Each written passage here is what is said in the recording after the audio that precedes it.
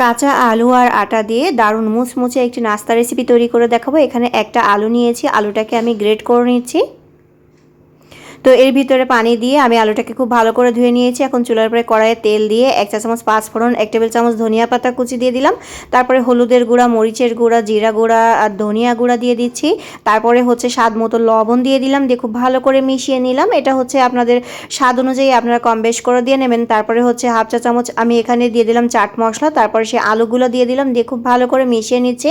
আলুটাকে একটু কষিয়ে নিয়ে তারপরে হচ্ছে এখানে পরিমাণ মতো পানি দিয়ে দিচ্ছি, মানে 1 কাপের মতো পানি দিয়েছি।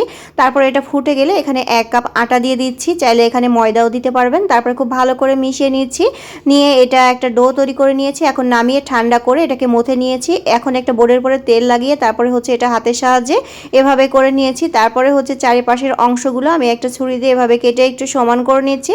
তারপরে এটা শেপ দিয়ে নেব, আপনারা আপনাদের পছন্দ অনুযায়ী শেপটা দিয়ে নিতে পারবেন। তো এভাবে কেটে নিচ্ছি, নিয়ে তারপর ঠিক মাঝ বরাবর এভাবে বাঁকা করে কেটে দিচ্ছি। তো দেখতেই পাচ্ছেন এই যে শেপটা তৈরি হয়ে গেছে।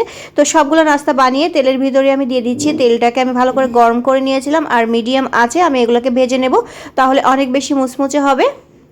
তো নাস্তাগুলো আমার ভাজা হয়ে গিয়েছে, এখন আমি উঠিয়ে নিচ্ছি। তো দেখতেই পাচ্ছেন কত সহজেই কাঁচা আলু আর আটা দিয়ে মজার একটি নাস্তা রেসিপি তৈরি হয়ে গেল। আশা করি আপনাদের ভালো লেগেছে।